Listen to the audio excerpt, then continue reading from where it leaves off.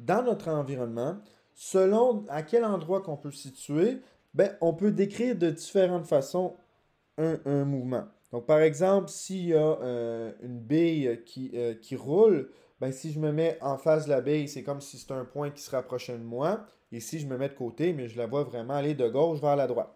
Ben, ce principe-là, c'est ce qu'on va appeler la relativité du mouvement. On va essayer de comprendre avec un autre exemple. Donc, supposons qu'on a une voiture comme ça ici et que tout d'abord, on se met à l'extérieur comme ça ici. Ben, du point de vue de l'extérieur, hein, le véhicule va à 50 km/h. Donc, du point de vue de l'observateur A, par rapport à lui, le véhicule se déplace à 50 km/h. Supposons maintenant qu'au lieu d'être à l'extérieur, on est à l'intérieur comme ça ici.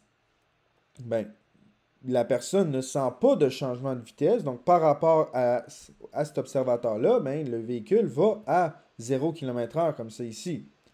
Ben, c'est exactement ça, la relativité du mouvement. Donc, il existe une formule que je vais présenter rapidement comme ça ici avec la description de chaque élément, mais vous allez voir qu'avec des dessins, on n'aura pas besoin d'utiliser parce que c'est assez difficile à appliquer cette formule-là.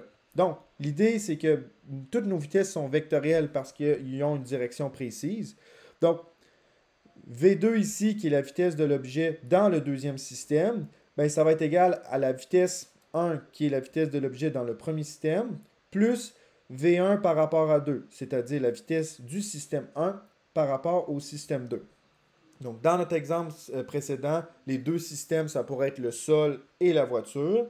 Mais comme c'est difficile parfois d'interpréter qu'est-ce qui est quoi, on va vraiment outrepasser cette formule-là avec simplement un dessin dans les différents problèmes.